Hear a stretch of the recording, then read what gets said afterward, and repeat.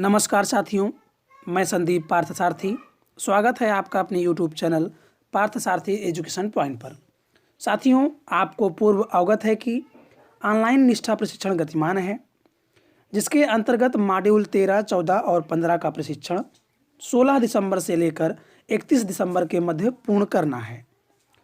प्रशिक्षण में प्रतिभाग करने हेतु आप सभी के लिए डिस्क्रिप्शन में लिंक दी गई है, जिस पर क्लिक करके आप सीधे प्रशिक्षण में प्रतिभाग करना सुनिश्चित कर सकते हैं।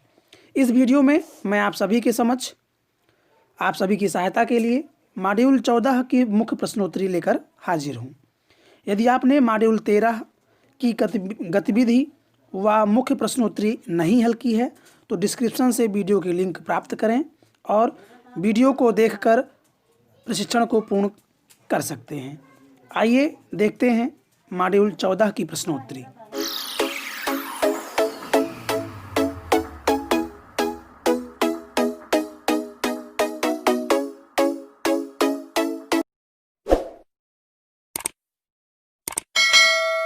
समग्र शिक्षा किन वर्गों में शामिल है? पहला ऑप्शन है कक्षा 1 से 12वीं तक, कक्षा 1 से 10 तक, कक्षा 1 से 8 तक, पूर्व विद्यालय से 12वीं तक। तो इसमें जो आपका सही ऑप्शन है वह है पूर्व विद्यालय से लेकर 12वीं तक। ये आपका आंसर है, आपका पूर्व विद्यालय से 12वीं तक।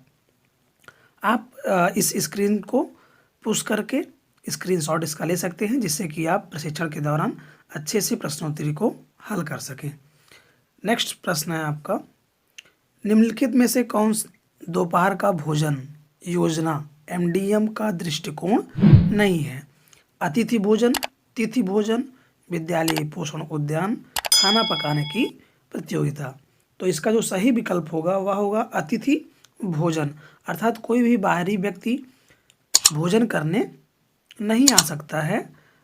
अतिथि का मतलब हुआ कि जिसके आने की तिथि निश्चित ना हो। तो MDM का दृष्टिकोण नहीं है। इसके अतिरिक्त जो भी है वह अन्य तीनों विकल्प इसके अकॉर्डिंग सही है। तो MDM का दृष्टिकोण नहीं है। इसमें आपका सही उत्तर क्या है? अतिथि भोजन। तो यहाँ से दूसरा विकल्प आपका सही है, अतिथि भोजन। नेक्स्ट क्वेश्चन है, नेशनल अचीवमेंट सर्वे की आवश्यकता क्यों है?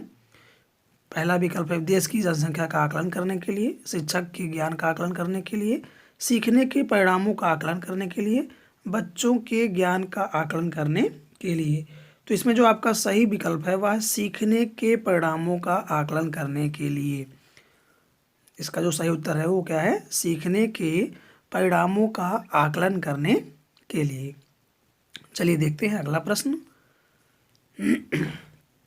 समग्र शिक्षा एक एकीकृत योजना है जिसमें सरकार की 3 पूर्ववर्ती प्रायोजित योजनाएं हैं। सर्व शिक्षा अभियान, राष्ट्रीय माध्यमिक शिक्षा अभियान, मिड डे मील। सर्व शिक्षा अभियान, राष्ट्रीय स्वयंसेवक शिक्षा अभियान और शिक्षक शिक्षा। अगला है सर्व शिक्षा अभियान, राष्ट्रीय माध्यमिक शिक्षा अभियान, शिक्षक शिक्षा। और अंतिम विकल्प है आपका सर्व शिक्षा अभियान, राष्ट्रीय स्वयंसेवक शिक्षा अभियान एवं मध्याह्न भोजन। तो इसमें आपका पहला विकल्प सही है, जिसमें फर्स्ट, सेकंड, थर्ड लिख के आ रहा है सर्व शिक्षा अभियान, राष्ट्रीय माध्यमिक शिक्षा अभियान और शिक्षक शिक्षा। इसमें आपका SSA है और RMSA है और शिक्षक शिक्षा। अगला प्रश्न है, वर्तमान समय में डेटा एकत्र करने के लिए सरकार द्वारा शुरू किया गया पोर्टल ऑनलाइन कौन सा है? UDAS, union bank of India शुल्क जमा पोर्टल, शाला दर्पण या दीक्षा ऐप। तो इसमें आपका सही विकल्प है UDAS, शिक्षा के लिए एकीकृत जिला सूचना प्रणाली, जिसमें यहाँ हम देखेंगे कि अंतिम विकल्प आपका है UDAS, शिक्षा के लिए एकीकृत जिला सूचना प्रणाली। अगला प्रश्न है आपका, प्रारंभिक स्तर पर राष्ट्रीय उपलब्धि सर्वेक्षण NSA किन कक्षाओं में बच्चों को सीखने की उपलब्धि का आकलन करने के लिए बना है? कक्षा 3 से 9 तक, कक्षा 1 से 9 तक, 10वीं कक्षा तक, कक्षा 3, 4, 3, 5 और 8 के लिए। तो इसका जो सही विकल्प है वह आपका होगा कक्षा 3 से लेकर 9 तक के लिए।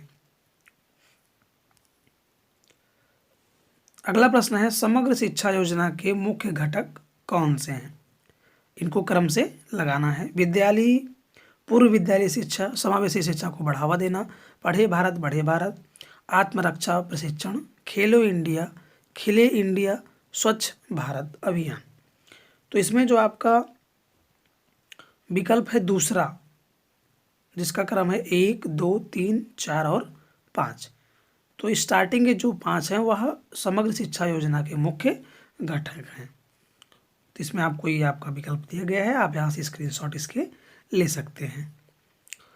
अगला प्रश्न है, स्कूल शिक्षा से संबंधित सभी जानकारी प्रदान करने के लिए देश भर के 15 लाख स्कूलों को जोड़ने के लिए शिक्षा मंत्रालय द्वारा शुरू किया गया है किस पोर्टल को?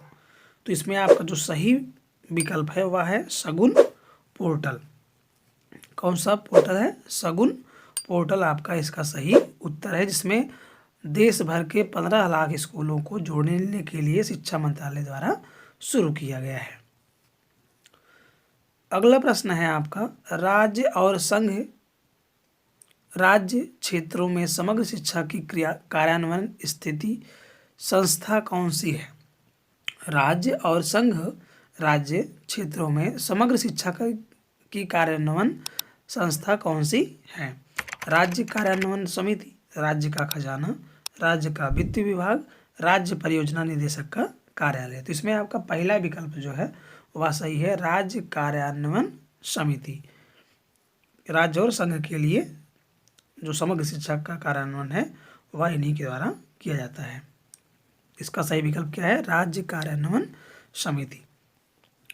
आपका अगला प्रश्न है, निम्नलिखित में से कौन सा भारत में समावेशी शिक्षा के इतिहास में एक मील का पत्थर है?